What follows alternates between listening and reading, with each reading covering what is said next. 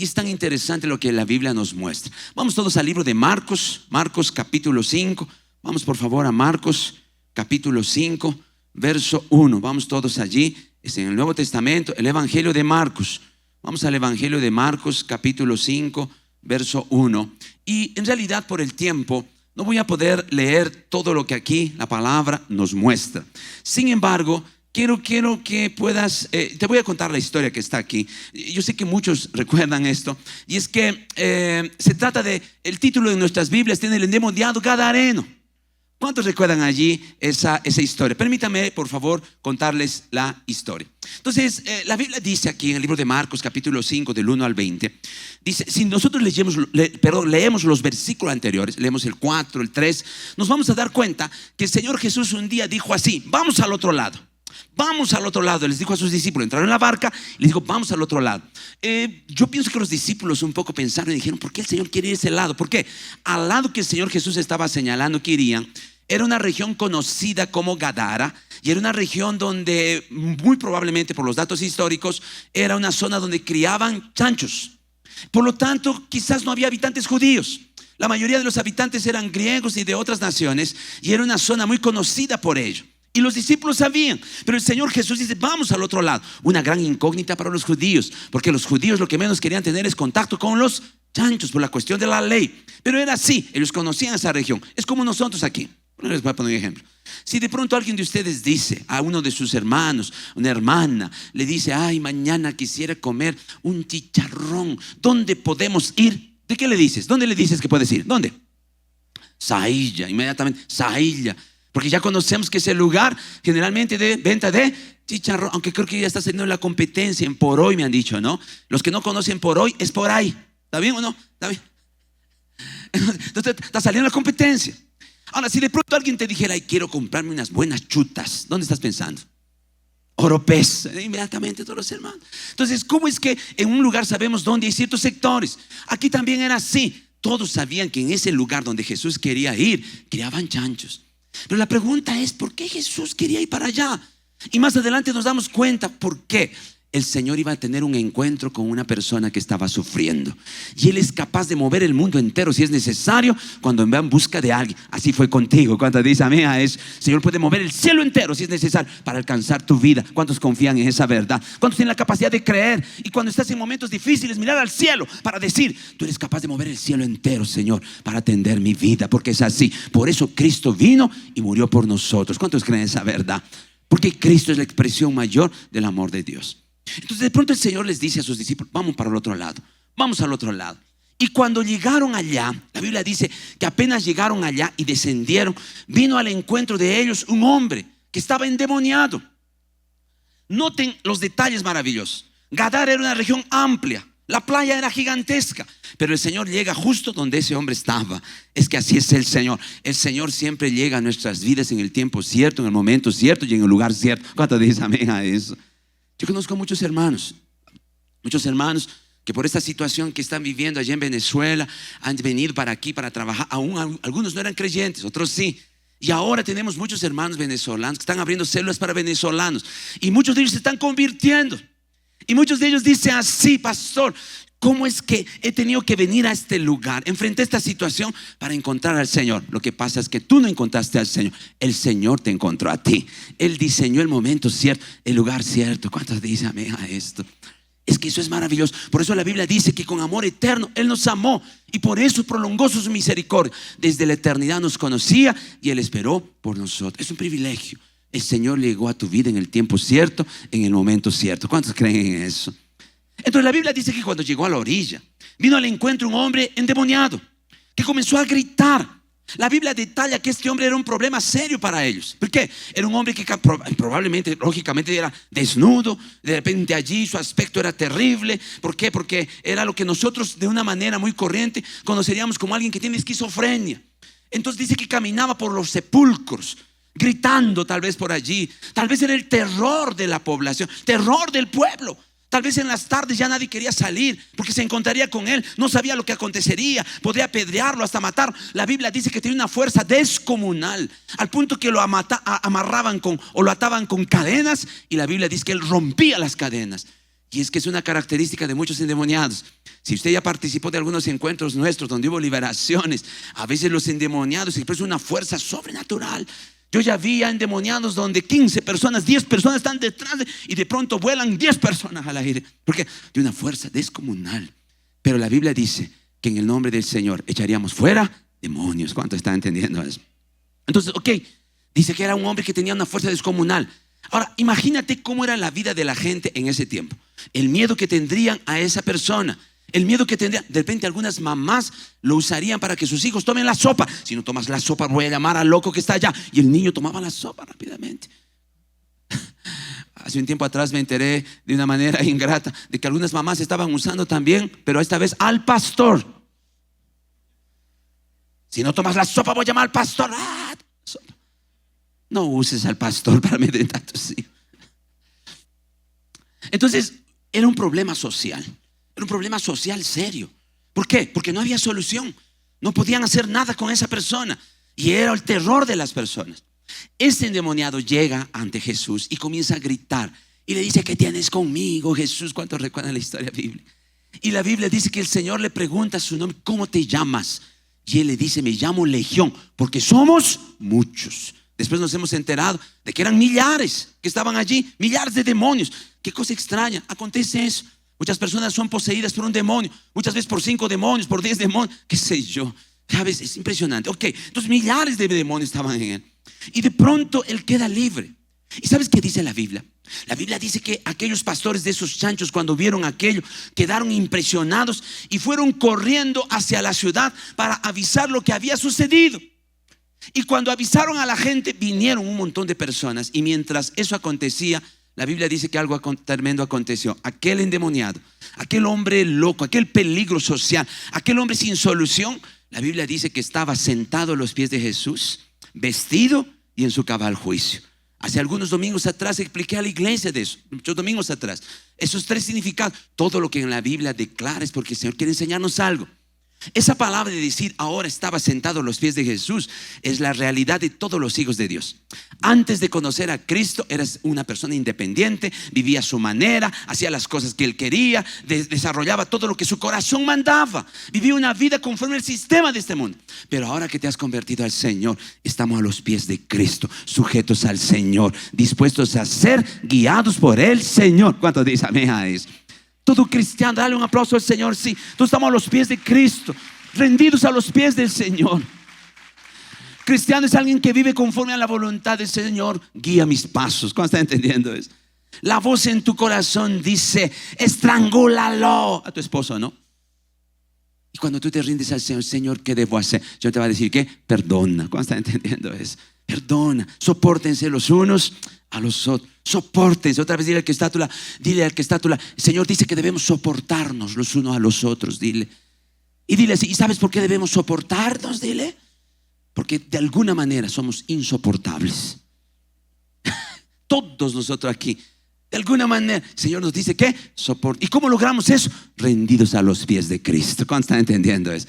Porque si haces caso a tu corazón, oh Dios mío, por tu corazón vas a hacer tontería y media. Por eso la Biblia dice que nuestro corazón es engañoso. Algunos devocionales atrás, algunos días atrás, Dios me permitió mandar un devocional donde hablé de esto. Deben ser guiados por el Espíritu. No escuches a tu corazón, escucha la dirección del Espíritu de Dios. ¿Cuántos dicen amén a eso? Entonces, sentado a los pies de Jesús, todavía la Biblia dice que estaba vestido. Vestido habla de ¿qué? De una nueva vida, de la expresión de una nueva vida. La Biblia dice que las obras, las actitudes que tenemos le llama de ropa, de vestido. Por eso el Señor dice: vístanse como escogidos de Dios. No está hablando literalmente de ropa, modas, no. Está hablando de nuestra forma de vivir. No predicamos cambio de conducta. Cristianismo no es cambio de conducta. Cristianismo es cambio de naturaleza. Pero en esa nueva naturaleza expresamos una nueva vida. Es imposible que un nuevo creyente, alguien que se convirtió al Señor, continúe viviendo la misma vida que llevaba antes. Dile al que está a tu lado: es imposible. ¿Por qué? Porque ahora es una nueva criatura en Cristo Jesús. Puede haber rezagos, puede haber algunas actitudes, pero nuestra vida nunca es la misma desde que conocemos al Señor. ¿Cuándo están entendiendo eso? Hay una transformación, hay un cambio de vida. Hace un tiempo atrás un muchacho me buscó y me dijo así: pastor, yo antes de conocer, hace poco me he convertido, yo amo mucho al Señor, Él transformó mi vida. Pastor, ¿sabes? A veces yo me pregunto y digo, ahora, pero ¿qué de malo hay que yo continúe yendo a las discotecas, por ejemplo, pastor? Y tratado de buscar en la Biblia y en ninguna parte dice, Mateo, ¿cuánto, pastor? No vayáis a las discotecas, os dice el Señor. Y yo le dije, sí, es verdad, tienes razón, no hay ningún versículo como ese. Entonces, pastor, ¿qué de malo hay? Además, antes yo era oscuridad, ahora soy luz. Voy a ir a la discoteca y en medio de la discoteca yo voy a ser la luz. A veces los cristianos son engañados de muchas maneras, ¿no? Entonces, cuando él estaba así, yo decía dentro de mí, Señor, ¿qué le digo como pastor a este muchacho? Porque si solo le digo no lo va a entender. Señor, dime qué debo hacer. Oraba en mi espíritu y el Señor colocó algo en mi corazón. Me dijo así, dile que vaya. Dile que vaya. Yo, pues, Señor, sí, dile que vaya. ¿Por qué? Y Señor, ¿pero por qué? Porque si es una nueva criatura, él va a tener una experiencia diferente. Entonces lo miré a los ojos y le dije, bueno, anda. Y él abrió sus ojos y me dijo así, ¿me estás diciendo que puedo ir? No, yo no te estoy diciendo que vayas. Te estoy respondiendo, ¿quieres ir? Ve. No estoy de acuerdo por muchas razones. Porque ahora tú eres una nueva criatura, ese no es un ambiente para ti, etcétera, etcétera. ¿Pero quieres ir? Ve. Entonces, y por favor, después que vayas, me buscas. Al día siguiente me buscó casi desesperado. Tocó mi oficina, abrí la puerta. Pastor, quiero hablar contigo. ¿Qué? Pastor, explícame, no sé qué me ha pasado. A ver, dime qué ha pasado. Pastor, he ido como tú me has dicho que vaya. No, yo no te he dicho que vayas. Pastor, ya está bien, he ido, pastor. ¿Y qué pasó? No sé qué me ha pasado, pastor. Me he sentido como un bicho raro. Sí, claro, por un rato mi pie quería ser un tonto. Pero dentro de mí había algo que me decía, esto no es tu lugar. Ya no tenía o sea, no tenía una alegría profunda. O sea, estuve incómodo, pastor. Todo el rato algo, como si no fuera mi lugar.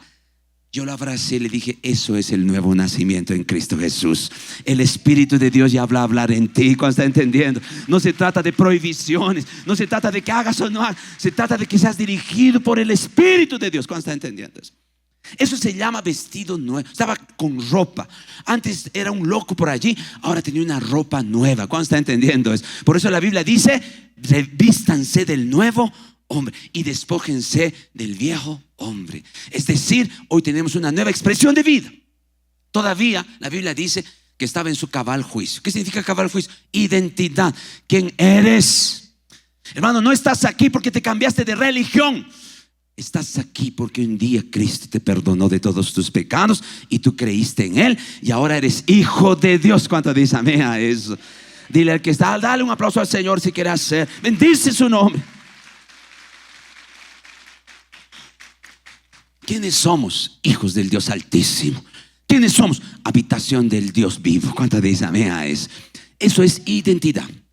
Pero ok, entonces la Biblia dice que los pastores de sus chanchos fueron y trajeron a toda la gente de la ciudad. Y cuando retornaron estaban asombrados. Vieron a aquel hombre que era un loco, un desquiciado, el peligro social, que no tenía solución. Lo vieron completamente transformado y se maravillaron. Y dijeron, wow, mira, al punto que después, o sea, ellos le dijeron, se impresionaron con él. Pero aquí, oh sorpresa, la Biblia dice que le dijeron a Jesús así, Jesús, por favor, vete, no te quedes. Wow, ¿cómo? Ahora les voy a explicar. De pronto le dice Jesús, vete, no que te queremos aquí. Oye, pero acaba de hacer un milagro asombroso. Y le dice, vete. Y el Señor Jesús se va. Y aquel endemoniado que estaba endemoniado y ahora libre le dice a Jesús, llévame contigo, quiero ir contigo. Y Jesús le dice, no, quédate y anda, háblale a tu familia de las cosas que Dios hizo contigo. ¿Sabes qué hizo este hombre? No solo habló a su familia, habló a toda la población. Aleluya. Cuando alguien está apasionado y agradecido por lo que Dios hizo en su vida, no quiere callar, quiere hablar a todo el mundo si es necesario. ¿Cuántos dicen amén a eso? Y dile entonces al que está, entonces, ¿por qué no lo haces, hermano? ¿Será que no estás apasionado? ¿No estás con corazón lleno de gratitud? Ese es el problema. Cuando ya somos creyentes que pasaron los meses o los años, olvidamos la gratitud de la salvación y nos concentramos en nuestros problemas.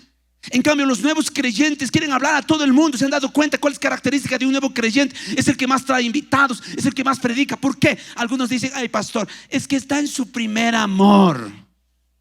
El primer amor jamás debe dejar de nuestras vidas. El primer amor es el amor que siempre está en nuestra vida, en nuestro corazón. ¿Quién es el primer amor para nosotros? Cristo. Y lo que Él hizo en nosotros. Así que dile al que está a tu lado: tienes que ganar personas para Cristo. Es más, después del ayuno que hemos dicho, cada uno de nosotros ganaría una persona para Cristo. Dile al que está a tu lado: se está acabando el año y tienes que cumplir esa alianza, esa promesa, como gratitud, porque hay alguien que se está perdiendo sin Cristo. Aleluya. Entonces Él quería hablar. Pero aquí yo quiero hacer una pregunta. ¿Qué pasó? Hermanos, hay algo tan interesante y que parece hasta contradictorio. Realmente, vamos al libro, el Evangelio de Juan, capítulo 4, verso 39 al 40. Vamos al Evangelio de Juan. Para poder entender esto, quiero explicarles así. Entre samaritanos y judíos había pugna. Los samaritanos y los judíos no querían verse. ¿Por qué? Porque para los judíos, los samaritanos no eran judíos puros, eran mezclados. Ellos tenían que ver desde la cautividad de Babilonia, el remanente que quedó. Ellos dijeron que se mezclaron con los gentiles. Entonces para los judíos, los samaritanos no eran raza pura. ¿Está bien o no? Así que despreciaban a los samaritanos. Los samaritanos reaccionaban y odiaban a los judíos. Todavía tenían diferencias religiosas. Los judíos decían: debemos adorar al Señor en este lugar. Y los samaritanos decían: no, en este otro lugar. O sea, había una pugna entre ellos. Así que naturalmente hablando, judíos y samaritanos no podían verse. Pero la Biblia dice que Jesús estaba cerca de una región, de unas aldeas samaritanas. Y la Biblia dice que se acercó a un lugar y los discípulos fueron a comprar comida. No sé si ustedes recuerdan, una poza. Y allí en esa poza vino una mujer a tomar agua. Esa mujer era samaritana. Y el Señor Jesús comienza a conversar con ella. ¿Ustedes recuerdan? Y de pronto el Señor le pregunta por su marido. Y ella le dice: no tengo marido. ¿Y qué le dice Jesús? Bien has dicho, porque 5 has tenido y el último que tienes no es tu esposo. Ella se asombra y le dice: ¿tú eres profeta?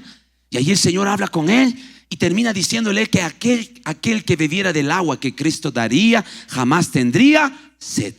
Esta mujer se asombra, dice la Biblia, y va corriendo hacia su aldea y le cuenta a la gente. Y la Biblia dice que mucha gente comienza a creer por lo que la mujer hablaba. Mira lo que dice aquí. Vamos a Juan capítulo 4, verso 39 y 40. Muchos de los samaritanos de aquella ciudad creyeron en él por la palabra de la mujer, que daba testimonio diciendo: me dijo todo lo que he hecho. Entonces vinieron los samaritanos a él. Esto ya es un milagro. ¿Por qué? Samaritanos no querían verse ¿con quién? Con los judíos. Pero dice: vinieron a él y mira lo que dice: y le rogaron que se quedara con ellos. Y se quedó allí ¿cuántos días? ¡Wow! ¿Estás entendiendo la diferencia? Por favor, presta mucha atención ahora. Allá en Gadara, el Señor Jesús hace un milagro. Sana, libera a un endemoniado que tenía, la Biblia dice, tenía que unos 2,000 demonios. ¿Por qué? ¿Cuántos recuerdan allí que cuando sale y dice: ¿cómo te llamas? Me llamo Legión, porque somos muchos. Ahí los demonios comenzaron a rogar al Señor Jesús. Los demonios: no nos mandes al abismo. Pastor, ¿qué es el abismo? Exactamente no sé, pero debe ser un lugar donde los demonios no quieren estar. Debe ser un lugar de tormento para los demonios. Debe ser un lugar donde son prisiones para los demonios. Algunos detalles hay en la Biblia. Y los demonios no quieren estar allá. Eso es un lugar feo. Y los demonios les ruegan: no nos mandes al abismo, no nos mandes. Si tú hubieras sido el Señor Jesús, ¿qué hubieras hecho? Yo sé que muchos de nosotros los hubiéramos mandado al abismo. Demonio miserable, al abismo. Pero sabes, hasta en eso el Señor Jesús demostró compasión por los demonios. Compasión por los demonios. Y hizo lo que ellos decían: no nos mandes al abismo, mándanos esos cerdos. Habían cerdos pastando, porque era un lugar donde pastaban cerdos. Y la Biblia dice que entraron los demonios en esos cerdos, como 2,000 cerdos. Y los cerdos se lanzaron al mar y murieron. Es lo que dice la palabra. Entonces, escucha aquí. Los pastores de esos cerdos fueron y avisaron a la población. La gente vino de Gadara y vio el milagro que Jesús había hecho. Y en lugar de decirle a Jesús: quédate porque hay tantos milagros que hacer aquí, ¿qué le dicen? Por favor, ¿qué le dicen? Vete, no te quedes aquí, por favor, vete. Ahora allá en Samaria acontece lo contrario. Señor no hace ningún milagro, solo le muestra a esa mujer la omnipresencia de Jesús. Le muestra unas verdades. La mujer se admira, reconoce que es aquel Mesías que hablan las profecías, y va y le dice a la gente, y solo por el hablar mucha gente cree. Y vienen donde estaba Jesús, y ¿qué le dice? Por favor, quédate con nosotros. ¿No les parece extraño? Aquí hace un milagro el Señor y la gente le dice, por favor, vete. Aquí el Señor no hace un milagro, más bien es la mujer la que habla de lo que escuchó, y la gente le dice, por favor, quédate. ¿Qué pasó? ¿Qué creen que pasó? Dile al que está a tu lado, ¿qué crees que pasó, hermana? ¿Qué crees que sucedió? ¿Por qué razón? ¿Qué te hace pensar? ¿Qué sucedió realmente? Y aquí viene algo muy interesante. Y aquí quiero entrar con ustedes en este pequeño análisis. ¿Sabes por qué los de Gadara le dicen a Jesús, anda, vete? Por cuestión de dinero. Dile al que está a tu lado, tenía que ver con dinero. ¿Cómo es eso, pastor? La Biblia dice que en ese momento estaban cerca 2,000 chanchos. O sea, ese lugar no solo tenía 2,000 chanchos, porque criaban chanchos. Esa era tal vez una de las granjas. Debe haber habido millares de chanchos. Pero en ese momento estaban cerca 2,000 chanchos. Y el Señor les da permiso a los demonios y entran en los chanchos, y los chanchos se van al abismo. Aquí saquemos cuenta. Anoche estaba hablando con un hermano que está más o menos inserto en el negocio de la carne de porcino. Y le preguntaba, hermano, dime, ¿cuánto cuesta un chancho entero de esos criaderos que ahora existen como esas grandes empresas? Y me dijo, pastor, depende del peso del chancho. Hay chanchos que pesan 70 kilos, otros 80 kilos. Y yo le dije, en promedio más o menos un chancho está entre los 1,000 soles. Si sacamos cuentas al dólar, más o menos, un chancho estaría entre 250, 270 dólares más o menos. Si multiplicamos $250 por 2,000, es un poco más de $500,000, cerca de 2 millones de soles, más del doble de la deuda que tenemos aquí como local de la iglesia. ¿Saben? O sea, escucha, la liberación de un endemoniado costó cerca de $500,000. Entonces aquellos vinieron y vieron el milagro, estaban fascinados, sí, dijeron wow, pero de pronto dijeron, no, pero esto cuesta mucho. Y solo es el comienzo. O sea, si solo al comienzo de lo que está haciendo ya perdimos $500,000, imagínate si se queda en la aldea. Vamos a perder. ¿Cómo está entendiendo lo que estamos hablando aquí? Se tenía que ver con dinero. Quizás algo así. Es como si yo les pusiera un ejemplo a ustedes. A ver, vamos a poner un ejemplo. De pronto aparecen 4 endemoniados aquí en el local de la iglesia, y los pastores lo traen. Aquí comenzamos a orar como iglesia y comenzamos a reprender, y los demonios de pronto nos dicen, por favor, no me mandes al abismo, mándanos a los carros que están en la calle. Y yo hago caso y les digo, váyanse a los carros. Y los carros, ¿cuántos tienen carros aquí? Han venido en carros propios. Y de pronto vuestros carros comienzan a explotar, uno, el otro, el otro. ¿Cuántos dirían aleluya, que siga habiendo milagros? Algunos tal vez van a decir, oye, un momento, si cada vez que va a haber milagros nuestros carros van a explotar, de pronto la próxima de mi casa. No. ¿Están entendiendo lo que pasó? Es decir, ellos vieron que el mover de Dios cuesta mucho. Ese mover de Dios va a demandar inversiones. ¿Qué dijeron entonces? No, por favor, vete. ¿Está bien o no? ¿Sabes? Es un problema serio. Cuando la iglesia no entiende que el mover de Dios implica dinero, muchos hermanos tienen esa actitud, tienen ese corazón, son engañados por un mundo que creen que la iglesia aquí es todo dinero. Allí en tu iglesia todo es plata. Primero que decirte, en la inversión, el reino de Dios requiere inversión. ¿Cuánto dicen amén a eso? Todo lo que hacemos implica, todo emprendimiento en la obra implica inversión de dinero. Todo lo que queremos hacer, nuestros encuentros son subsidiados. Claro que sí, pagamos 40 soles por cada encontrista, ¿no es verdad? Pero ¿dónde podemos pagar 40 soles por casi 2 días y medio? Les das desayuno, almuerzo y cena, los llevas en transporte, ida y vuelta, les das alojamiento, ese local requiere mantenimiento, cuidado, todo eso. Todo la iglesia invierte, subsidia. Todo es ¿qué? Inversión de dinero. Todo lo que hacemos implica inversión. ¿Por qué es que les pedimos a los hermanos, inscríbanse en la conferencia antes? Porque tiene que haber una logística. Hay que comprar antes los pasajes, hay que hacer toda la logística, todas las cosas que hay que hacer. Todo requiere dinero. ¿Cómo están entendiendo eso? No escucho un amén de la iglesia. Entonces es allí donde debemos comprender. Entonces, ¿qué pasa? Es la cuestión del dinero que hicieron que los gadarenos dijeran lo siguiente: no queremos, no te va, vete, no te quedes aquí.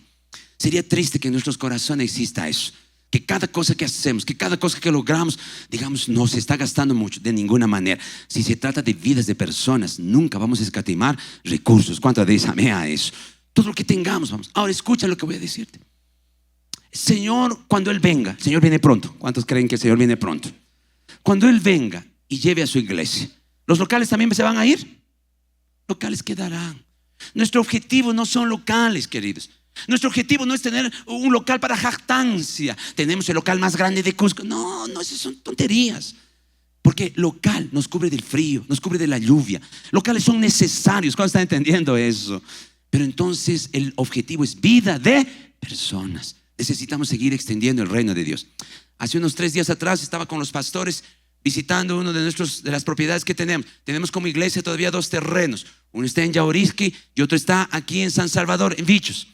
Y hablamos con los pastores y decíamos, hay algo que aún no tenemos. No tenemos un local de encuentros para matrimonios. Nuestros locales de encuentros son para las personas, un encuentro normal que tenemos para que las personas conozcan al Señor. Pero local para encuentro de matrimonio tiene que ser un local apropiado. Tiene que ser un local de romance. ¿Cuánto dicen amén a eso? Imagínate hacer encuentro para matrimonio. Encuentro para matrimonios es para acercar a las parejas, crear en ellos un ambiente de romanticismo, que puedan estar juntos. Y los mandamos a dormir en camarotes, hombres a un lado, mujeres a otro lado. No funciona así. Para encuentro de matrimonios necesitamos darle a las parejas una habitación para ellos, con su baño privado, las comodidades necesarias. ¿Cuánto dice amén a eso? Hacer un local lindo donde tenga jardines, asientos, faroles, donde las parejas en la noche puedan salir agarrados de la mano, sentarse y declararse a la luz de la luna cuán amados son por el Señor. ¿Cuándo están entendiendo? Y decíamos con los pastores, nos falta ese local, tenemos que construir uno de ellos. Por lo menos tiene que haber unos mínimo 30 bungalows para 30 parejas. Pero para que eso acontezca, y va a acontecer en el nombre de Jesús, ¿qué necesitamos? Invertir dinero. Invertir dinero para los milagros de Dios. Entonces es allí donde necesitamos comprender que el reino de Dios requiere ¿qué? Requiere la participación de la iglesia del Señor. Y hay muchos ejemplos en la Biblia. Por ejemplo, vamos a Lucas capítulo 8 verso 3. Vamos a Lucas capítulo 8 verso 3. Lo que dice la palabra aquí en Lucas capítulo 8 verso 3. El Señor está poniendo apenas un ejemplo. No puedo hacer porque no tenemos tiempo, no puedo mostrarles todo en la palabra. Mira lo que dice aquí. Juana, mujer de Chuza, intendente de Herodes. Este intendente está hablando de alguien que era un funcionario del gobierno en ese tiempo de Herodes. Está hablando de alguien de una clase social alta, tal vez. Y dice aquí, Juana, mujer de Chuza, intendente de Herodes, Susana y otras muchas que ayudaban ¿con qué ayudaban? Con sus. Mira lo que dice la Biblia. El Señor estuvo rodeado siempre de personas dispuestas ¿a qué? A bendecir la obra con sus bienes. Aquí quiero hacer un paréntesis. ¿Cuántos hermanos y hermanas tenemos aquí que en su casa funciona una célula? ¿Pueden levantar la mano? ¿Que funciona una célula? Levanten la mano, por favor. Aleluya. Yo quiero un aplauso bien fuerte para los hermanos. Gracias por vuestras vidas. Gracias por brindar vuestras casas para que funcione una célula. Y al resto de la iglesia quiero decirle, hermanos, necesitamos más casas para que sigan funcionando células. Células de adultos, células de jóvenes, células de niños. Tantas células de niños están funcionando en un parque porque no tienen una casa. Hace un tiempo atrás, una de nuestras hermanas nos trajo un testimonio que quebró nuestros corazones. Ella dice que fue a visitar una de sus células de niños allá por la zona de Picho, donde hay unas escaleras al cielo, ¿no es verdad? Sí, hasta el fondo. Ella dijo que en el fondo, al final de la escalera estaba su célula. Cuando ella llegó a visitar la célula, porque le dijeron que ahí estaba funcionando una célula, ella se vio con el corazón partido porque comenzó a llover. Y ¿sabes qué? Era una célula de niños liderada por una muchachita que estaba ya cerca de los 17 años más o menos. Y ¿sabes qué era la célula? A la intemperie. Y como comenzaba a llover, todos los niños estaban pegados a la pared para cubrirse con el alero de la lluvia. Y al frente había otra pared y los otros pegados. Y la muchacha ahí dándoles clases a los niños. Porque no tienen una casa, no tienen un lugar donde reunirse. Y sabes, dice que le tenía 2 panes. Y esos pancitos era lo que su madre le había dado como propina. Compró panes y repartió pancitos a los niños. Bendigo a todas las líderes de células de niños que cada semana tienen sus células con sus propios recursos, compran dulces, galletas para esos niños. Que el Señor les recompense al 3, al 100 por 1, aleluya. Porque están sirviendo al Señor con sus bienes, con su tiempo. ¿Cuántos dicen amén a eso? Bendigo la vida de los esposos que contribuyen con la esposa para que eso acontezca. E invito a los esposos que no hacen eso para que estén en la conferencia Origen. Porque hay algunos maridos: ¿qué está pasando contigo todo el tiempo? Célula de niños, tanta célula, te va a dar celulitis. ¿Qué es eso? Contribuye con el ministerio que Dios le dio a tu esposa. ¿Cuántos dicen amén a eso? Porque están alcanzando una generación. Oye, maravilloso, maravilloso. Entonces, ¿sabes? Hay algo impresionante aquí en la palabra. Entonces, la Biblia dice que estas mujeres ayudaban con sus bienes. Todavía, pero pastor, yo quisiera dar mi casa para una célula de niños, pero ahí tengo tantos adornitos. Te voy a dar ahora una clave: pega tus adornos. ¿Serio? ¿Cómo es eso de pegar? Hay personas que a veces visitan mi casa. El otro día visité a unas hermanas en la casa y vieron un adorno bonito allí y cogieron y dicen: pastor, qué lindo este adorno. Quisieron mover. Pastor, no se mueve. ¿Qué ha pasado? Está pegado. Todos los adornos en mi casa están pegados. ¿Por qué haces eso, pastor? Porque vienen con regularidad niños. Entonces, cuando quieren mover algo, está quieto allí. ¿Cuántos dicen amén a eso? Dile al que está a tu lado: está solucionado el asunto. Abre tu casa para una célula de niños. Pega tus adornos. ¿Cuántos dicen amén? Pastor, es que yo tengo loza china. No te preocupes, los chinos van a acabar, los japoneses también, los asiáticos, todo el mundo. Cristo vendrá pronto. ¿Cuántos dicen amén? Aleluya. Hermanos, aquí hay una historia tan impresionante en la Biblia que toca mucho mi corazón. Vamos al libro de Éxodo. Éxodo capítulo 25, verso 1 a 9. Para que usted entienda que estas campañas de hacer algo no solo son con nosotros, siempre lo hubo en la palabra de Dios. El Señor siempre convocó a su pueblo. ¿Para qué? Para hacer las cosas que Dios quería. Y todo tiene que ver con Cristo. Vas a ver algo interesante aquí. Y Jehová habló a Moisés y le dijo: di a los hijos de Israel que recojan para mí una ofrenda. De todo hombre que la dé voluntariamente de corazón recogeréis mi ofrenda. ¡Wow! En el Antiguo Testamento Dios ya nos estaba diciendo que todo lo que hacemos para Él no tiene que ser una obligación, tiene que ser algo que está en el corazón. ¿Cuántos dicen amén a eso? Solo que quiero explicarles algo interesante. El diezmo, las ofrendas en el Antiguo Testamento se tornaron en una obligación para las personas. ¿Por qué? Por el principio de la ley. La ley tenía un principio en el Antiguo Testamento. ¿Cuál era el principio de la ley? Era que hacer para recibir. Entonces todo aquel que vivía en el Antiguo Testamento, en su cabeza era: tengo que cumplir, tengo que hacer para recibir, porque si no cumplo, maldiciones vendrán. Era el principio de la ley. Entonces el diezmo, las ofrendas se convirtieron en el Antiguo Testamento en una obligación. Entonces la gente daba no porque deseaba hacer, la gente daba por temor, la gente daba por miedo. ¿Por qué? Porque si no daba, entonces catástrofes vendrían sobre ellos. Entonces ese es el principio del Antiguo Testamento. ¿Sabes qué es lo triste? Que muchos hermanos en la iglesia siguen viviendo bajo el principio de la ley. ¿Por qué no das tu diezmo? Ay, es que si no das, las cosas te van a ir mal. Alguien se acerca y le dice: me ha ido mal esta semana, ¿has dado tu diezmo? No, por eso, ¿no es verdad? Por eso. Ese es principio de la ley en el Antiguo Testamento. Pero en el Nuevo Testamento continúa habiendo diezmos y ofrendas, con una diferencia. En el Nuevo Testamento nada hacemos por negociación. ¿Por qué? Porque el gran negocio ya lo hizo Cristo en la cruz. Con su sangre pagó por nuestras vidas. ¿Cuántos dicen amén a eso? Dile al que está a tu lado: en el tiempo de la gracia no hay negocios más con Dios. Dile allí: el gran negocio ya lo hizo el Señor. Pagó con su sangre por tu vida. Aleluya. Entonces en el Nuevo Testamento, ¿qué es? Es una respuesta. ¿Respuesta de qué? De gratitud.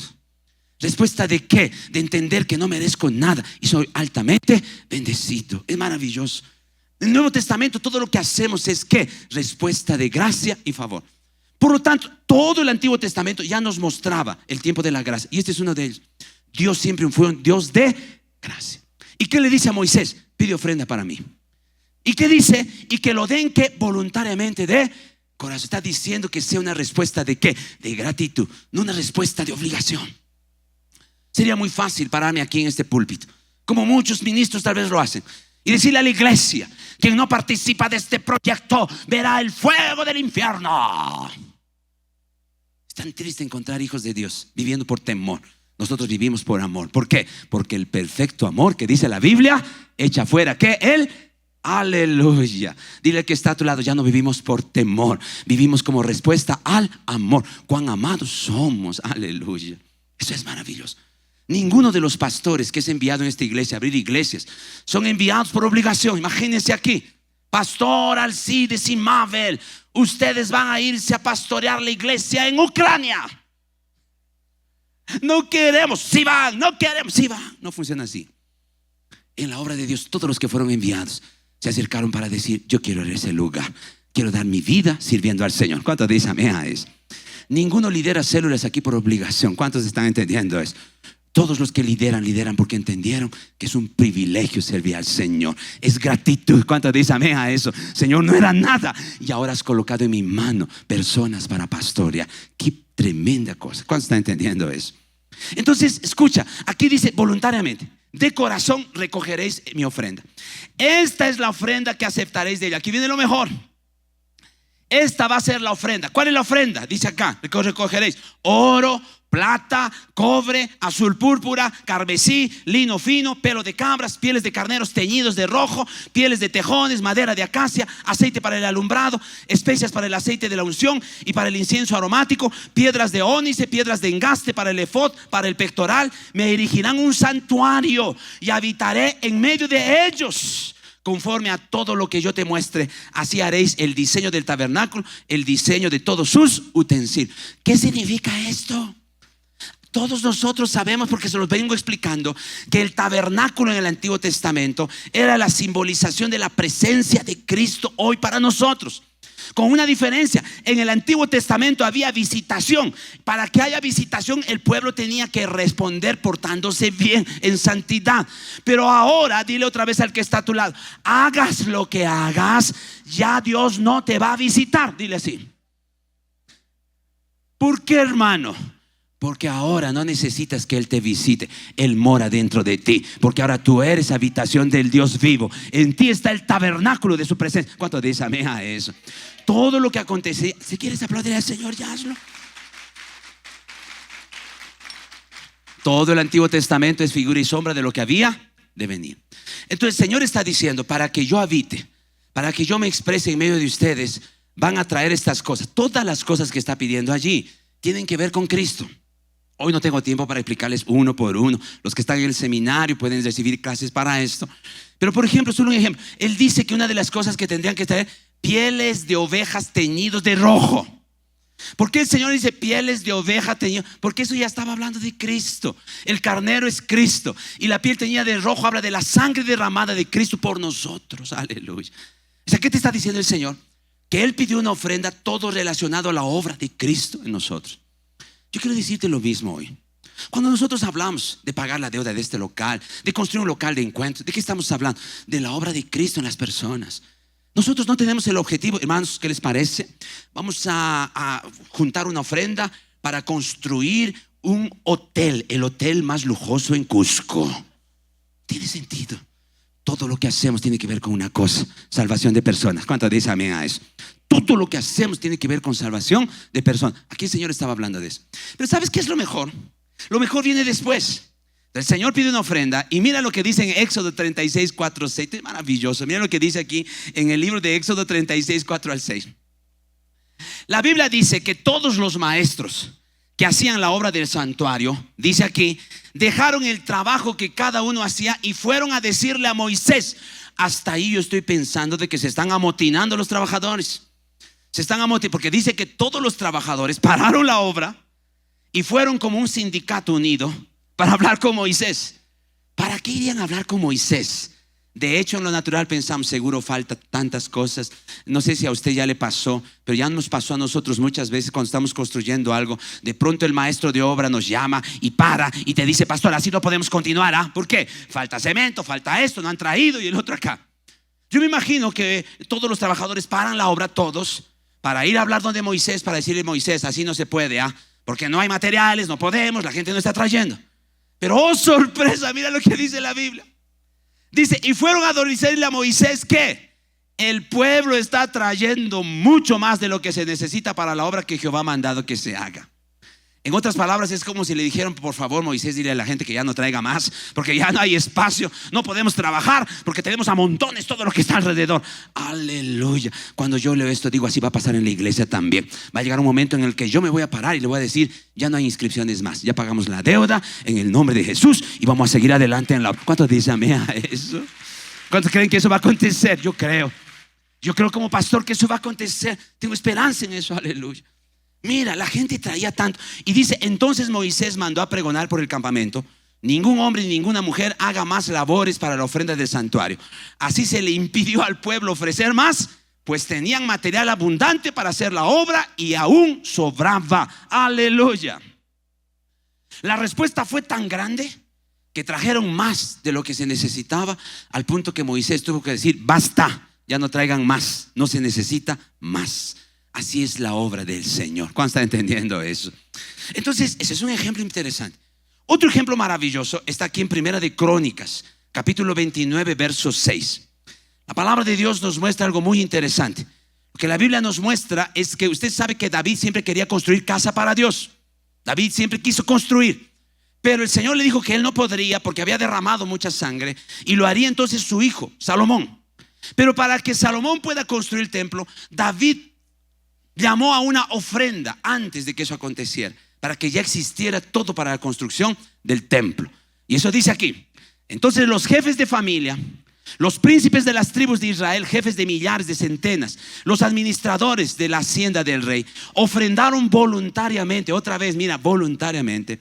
Dieron para el servicio de la casa 5,000 talentos, 10,000 dracmas de oro, 10,000 talentos de plata, 18,000 talentos de bronce, 5,000 talentos de hierro. Hermanos, tendríamos que sacar números para contextualizar y ver cómo la cantidad monetaria que fue ofrendada. Todo el que tenía piedras preciosas las entregó para el tesoro de la casa de Jehová en manos de Geliel el gersonita. ¿Qué más dice? Y se alegró el pueblo por haber contribuido voluntariamente, porque de todo corazón ofrendaron espontáneamente al Señor. ¿Cuánto dice amén a eso? Había alegría en ellos, no había pesar, había contentamiento. ¿Por qué? Porque un gran proyecto se iba a desarrollar. Yo creo que la iglesia es una iglesia feliz. Yo no quisiera escuchar testimonio de que ahí en la iglesia están pidiendo una ofrenda. No. Yo creo que una iglesia feliz, alegre. ¿Por qué? Porque algo grande va a acontecer. Este es el año de las puertas abiertas y aún no ha terminado. Y una puerta será abierta, ¿qué? Para que todo lo que estamos cargando como deuda acabe en el nombre de Jesús. ¿Cuánto dicen amén a eso? Y podamos seguir abriendo iglesias, hermanos. Hace poco ya me llamó uno de nuestros pastores. Dijo: pastor, he pisado la tierra en Ayacucho, mi corazón vibró. Vamos a abrir una iglesia, vamos a abrir una iglesia en Ayacucho, vamos a abrir otra iglesia en Cajamarca. Tenemos 11 departamentos aún donde no hemos abierto iglesias. Vamos a abrir iglesias allá. ¿Cuántos dicen amén a eso? Estoy soñando. Tenemos una iglesia para abrir en Ecuador también. Vamos a abrir allá. Y ya les he dicho, vamos a tener parte en la historia de África. Hay un solo país que habla español en África: Guinea Ecuatorial. ¿Cuántos creen que podemos abrir una iglesia allá en el nombre de Jesús? Vamos a abrir, hermanos, en el nombre de Jesús. No nos vamos a detener, vamos a continuar. Pero para que eso acontezca, tenemos que tener un corazón dispuesto y dador. Y aquí quiero casi terminar con explicarles una vez más a la iglesia. La iglesia va creciendo, es dinámica. Muchos hermanos llegan a la iglesia y muchos de ellos todavía no son instruidos en algunos temas. En algunos domingos adelante, cuando Dios me dé luz para esto, voy a estar hablando específicamente de cada uno de ellos, un estudio bíblico. Pero 3 palabras que son muy usadas aquí en la iglesia en términos de economía. Uno son diezmos. Constantemente usted escucha diezmos y constantemente el mundo critica sobre diezmos. Hay gente que parece que la iglesia solo ve para juzgar la cuestión de los diezmos. Por lo menos yo experimento eso. Cada vez que estoy en un avión, en un carro, trato de predicar a la persona que está al lado, y del 100% de personas, un 80 me escuchan, y en lugar de decirme más, pero ¿cómo el Señor nos salvó? ¿Cómo es eso de la salvación en la cruz, el derramar la sangre? Lo primero que me dicen es: ya, interesante lo que usted dice. ¿Y me puede decir algo? ¿Qué? Hábleme acerca de los diezmos. ¿Qué te está diciendo con eso? Que parece que en la cabeza de ellos es el diezmo. Mucha gente no se acerca al evangelio. ¿Por qué? Porque en su cabeza es diezmos. Critican el diezmo constantemente. Una vez una hermana vino aquí y me dice: pastor, le traje por primera vez a mi esposo. Estaba fascinado con la prédica. Incluso me codeaba y le decía: hoy creo que le has dicho al pastor nuestra historia, porque para mí está predicando. ¿No, verdad? Sí. Pero pastor, cuando el otro pasó para hablar sobre diezmos, se enojó. Me dijo: claro, esto se trataba de pedir plata. Y se fue. ¿Cuánta gente hay así? Hablas de diezmo. Escucha, el diezmo es un principio de Dios. Mira, un primer versículo, es un versículo que está en el Antiguo Testamento. No, este es un estudio al respecto. Levíticos 27:32, ¿qué dice? Y todo diezmo de vacas o de ovejas, de todo lo que pasa bajo la vara, el diezmo será consagrado a Jehová. Yo les hago una pregunta otra vez: ¿por qué el diezmo? Ya les expliqué que en la Biblia números tienen significados. ¿Por qué es que el Señor nos pide el diezmo? Primero, escucha, primero, el Señor nos dice, hay un principio interesante. Él nos dice, donde está tu tesoro, allí está tú. Eso es cierto. El Señor no está juzgando eso. En ninguna parte dice eso es diabólico, eso es carnal. No, el Señor está hablando que es algo cierto. Y eso es verdad. Donde está nuestro tesoro, allí está nuestro corazón. Todos tenemos aquí un tesoro de alguna manera. Dile al que está a tu lado, ¿cuál es tu tesoro, hermano? Hermana, ¿cuál es tu tesoro? Todos tenemos de alguna manera un tesoro, pequeño o grande. Las hermanas aquí, ¿cuántas hermanas tienen su joyerito ahí donde guardan sus joyas? ¿O usted guarda sus aretes en la caja de herramientas de su esposo? ¿Alguien hace eso? No, yo por lo menos conozco a las hermanas, siempre allí un joyerito, sus aretitos, ya sea de oro, plata o así sea imitación, pero ahí está, son su tesorito. Ahí sí te metes con su tesoro. Por eso algunos esposos distraídos cogen el joyero de su esposa y luego el grito al cielo: ¿quién ha tocado mi joyero? Algunos su tesoro es un depósito en el banco. Todos tenemos algún tesoro, eso es correcto. Y la Biblia dice: donde esté ese tesoro está tu corazón. Si pierdes eso, vas a estar triste. Si pierdes eso, vas a estar enojado. ¿Es así o no es así? Es así. Entonces el Señor nos habla, y es allí donde el Señor nos dice: hazte tesoros. Por favor, dile al que está a tu lado, el Señor quiere que te hagas tesoros. ¿Está bien? El Señor quiere que prosperes, que hagas negocio. Por eso quiero hablar a todos los hermanos aquí. Ten fe para emprender cosas. El Señor quiere que emprendas, que trabajes, que busques un ascenso, que estudies, que puedas lograr mayores opciones. El Señor quiere, Él te dice: hazte tesoros. Pero de pronto dice: en el cielo y no en la tierra. Que algunos subjetivizan eso, ¿no? Y algunos dicen: pastor, cuando el Señor dice hazte tesoros en el cielo, está hablando de buenas obras. Cada vez que yo hago cruzar a un viejecito la calle, estoy ahorrando allá en el cielo, y allá pagan altos intereses. No es subjetivo, hermanos, es real. El Señor usa la palabra tesoros, y Él te dice: hazte tesoros. El Señor quiere que hagas tesoros. Diles otra vez el que está a tu lado: Señor quiere que hagas tesoros, trabajes, emprendas. Aleluya. ¿Cuántos dicen amén a eso? Hay una unción derramada. Yo hablo siempre eso con los jóvenes. Los jóvenes deben soñar en todas las cosas que Dios tiene para ellos, porque Dios quiere grandes cosas en tu vida. El problema es que los jóvenes no quieren pagar el precio necesario. Cuando digo pagar el precio, es que la gracia está con nosotros, pero hay una respuesta que debemos dar. Aleluya. Entonces, si quieres sacar una buena nota en el examen, ¿qué tienes que hacer? ¿Qué tienes que hacer, joven que está aquí? Estudia, estudia. ¿Y dónde interviene el Señor? Cuando dices: Señor, todo lo que he estudiado, trae a mi memoria en el momento del examen. Haz un milagro, Señor. ¿Cuántos dicen amén a eso? Hay algunos que no estudian nada, y ahí se vuelven espiritual en pleno examen. Señor, Señor, háblame. Porque háblame. Dile que está a tu lado: no funcionan las cosas así. Dios quiere hacer de sus hijos hijos vencedores. ¿Cuántos dicen amén a eso? Ok. Entonces el Señor quiere que hagas tesoros. Cuando Él dice en el cielo y no en la tierra, está hablando de dos mundos.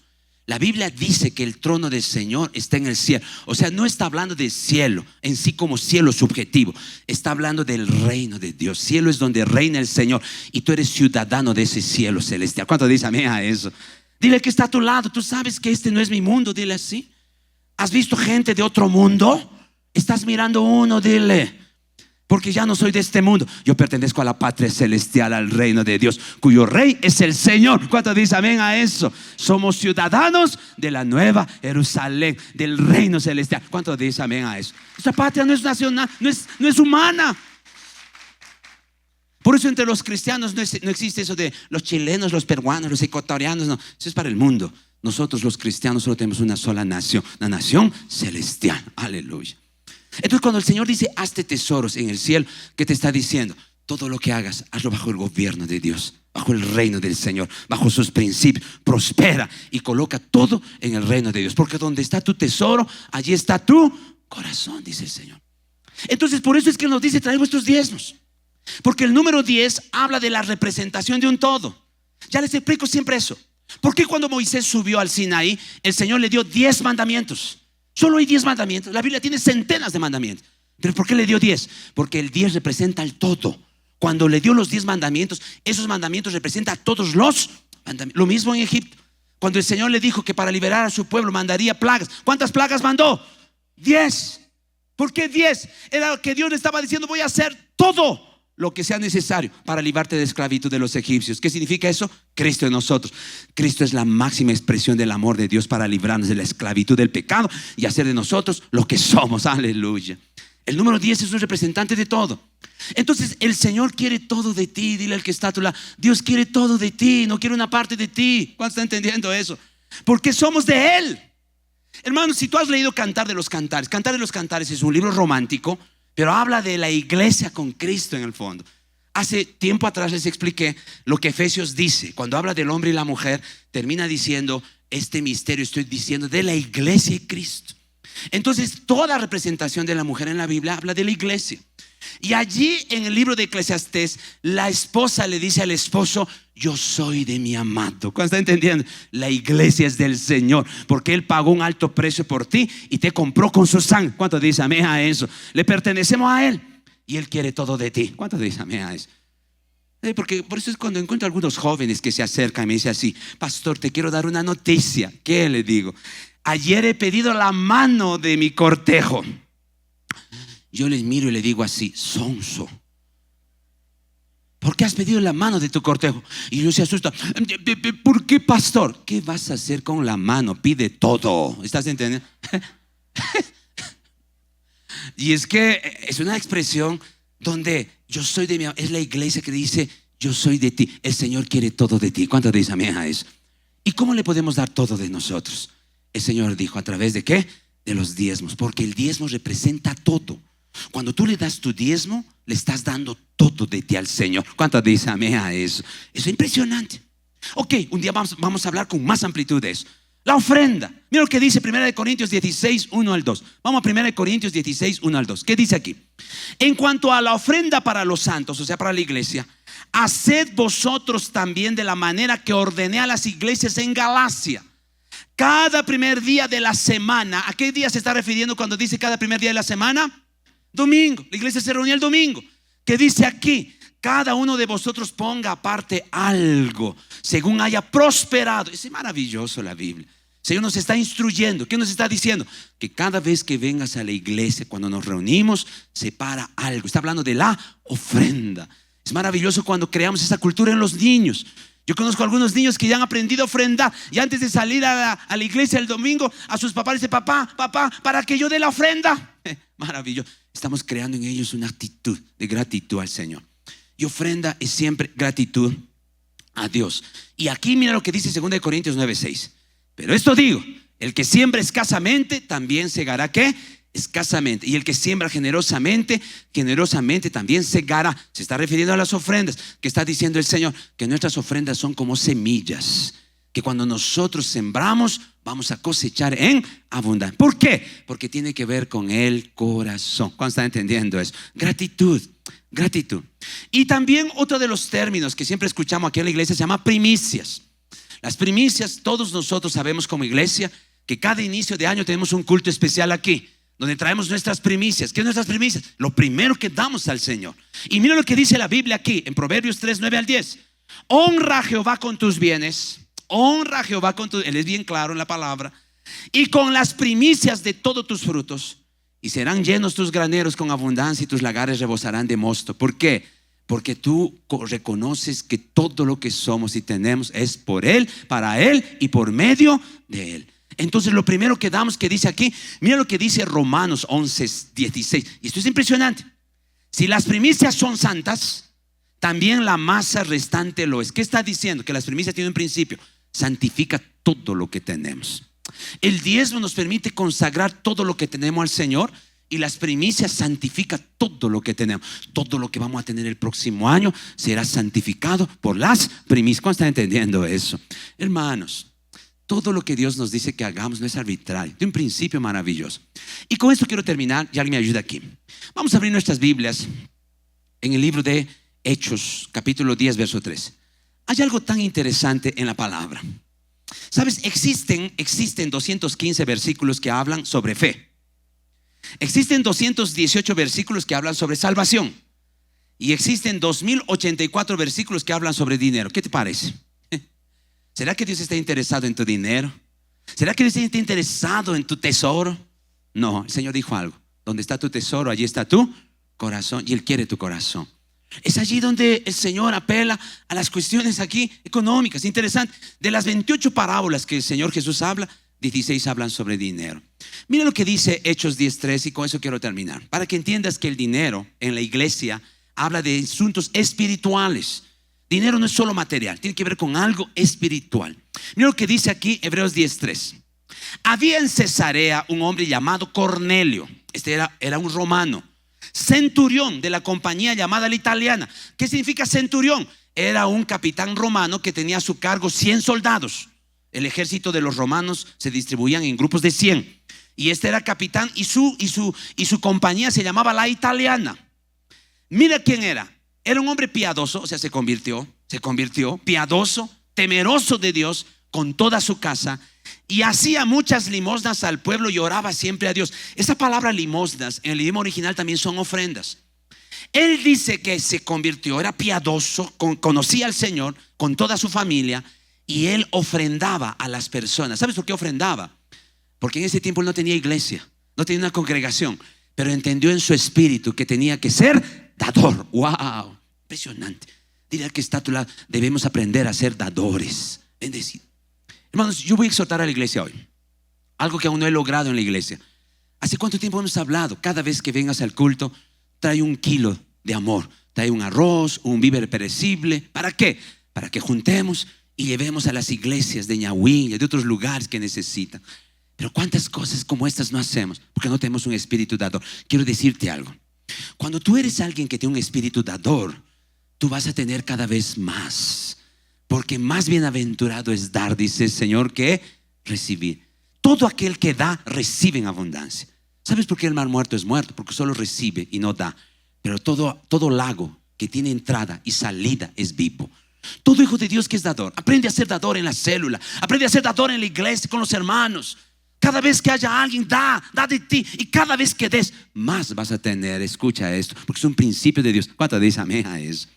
Mas también sé dador en la iglesia. Ten un corazón dispuesto a bendecir la obra del Señor. La Biblia dice que este hombre era alguien que era dador. Daba y oraba. Y aquí viene lo mejor. Él está teniendo un encuentro, una experiencia con el Señor a través de una visión. Y el Señor mirándole le dice, y él mirándole fijamente y atemorizado dijo al Señor: ¿qué es, Señor? ¿Qué está pasando, Señor? ¿Qué es esto que me estás mostrando? Y le dijo: tus oraciones y tus ofrendas han subido para memoria delante de Él. Wow, ¿estás entendiendo? Tus oraciones y tus ofrendas, que dice, ¿han qué? ¿Cómo es eso de han subido? ¿Será que lanzaba monedas? Señor, agarra las que puedes. ¿Qué quiere decir cuando dice tus oraciones y tus ofrendas han subido? ¿Qué está diciendo? Todo lo que ofrendas aquí en tu corazón, dando, bendiciendo la obra, personas, para memoria de Él. Señor nunca olvida. Por eso la Biblia dice que Él no es deudor de nadie. ¿Cuántos dicen amén a eso? Quien es dador da testimonio. En la economía de Dios es una locura. Por eso los comunistas odian la palabra del Señor, porque la Biblia dice así: al que tiene más, ¿qué dice la Biblia? Más se le va a dar. Ese es un choque para el comunismo. ¿Cómo al que tiene más se le va a dar más? Al que tiene más hay que quitarle para darle al que no tiene. Pero qué loco, ¿no? El Señor dice: al que tiene más, ¿qué dice? Se le va a dar más. Pero ¿sabes que Dios te habilitó a todos ustedes para tener más? ¿Cómo damos más? Cuando damos más, más tenemos. Nunca olvides ese principio. Yo puedo pedir a muchos hermanos que den testimonio aquí. Te aseguro que muchos se pararían para decir: sí, pastor, cuanto más damos, más tenemos, más recibimos, más bendecimos. ¿Cuántos dicen amén a eso? ¿Cuántos de ustedes ya han tenido experiencias como esa? Pastor, supe que mi vecina estaba con un problema y fui a casa y saqué del arroz que teníamos y le llevé y le di. Y pastor, el otro día tocó la puerta de la hermana y me dijo: hermana, el Señor habló en mi corazón, te estoy trayendo una canasta de víveres, pastor. ¿Cuántas experiencias como esas? Cuanto más das, más vas a recibir, porque es el principio de Dios. ¿Cuántos están entendiendo eso? Entonces, ¿qué dice aquí? Tus oraciones y tus ofrendas, ¿qué dice el Señor? Han subido. Nada de lo que hacemos para el Señor es en vano. Y no estoy hablando solo por esta campaña en la que estamos. Escucha lo que voy a decirte. Si la iglesia no se levanta para hacer eso, el Señor va a hacer alguna otra cosa.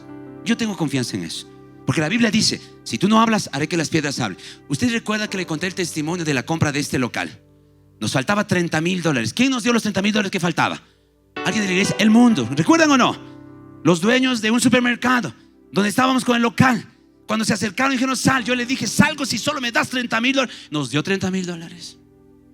Yo quiero decirte que si la iglesia no se levanta para pagar esta deuda, yo no voy a usar gente de este mundo. ¿Cuándo está entendiendo eso?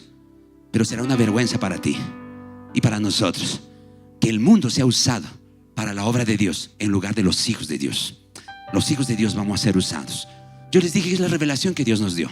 Podríamos haber vendido nuestros locales de encuentros, pero no fue el plan de Dios. ¿Sabes por qué? Porque quiere que sus hijos se levanten para hacer su obra en unidad, en un solo cuerpo, en una sola visión. ¿Cuántos creen en eso? Digan amén a esto.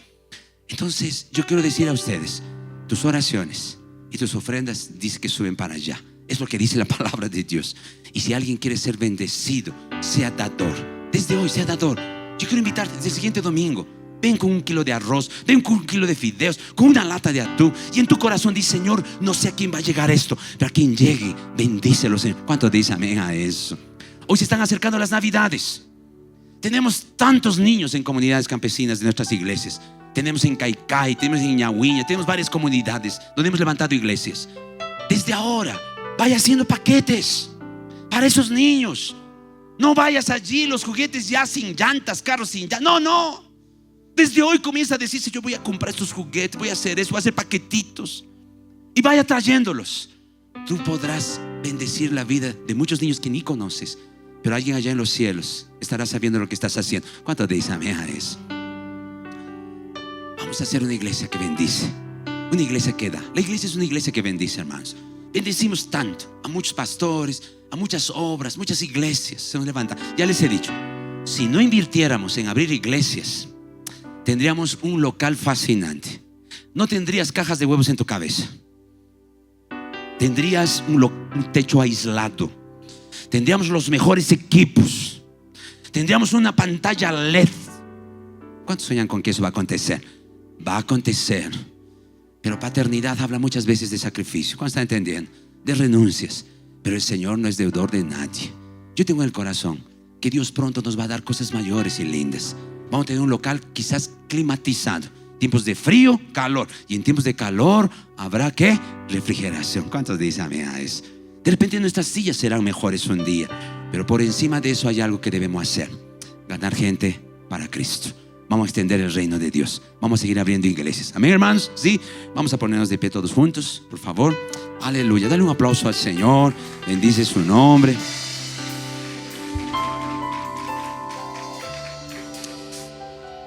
Podemos cerrar nuestros ojos. Levanta tus manos un momento. Comienza a orar, Señor.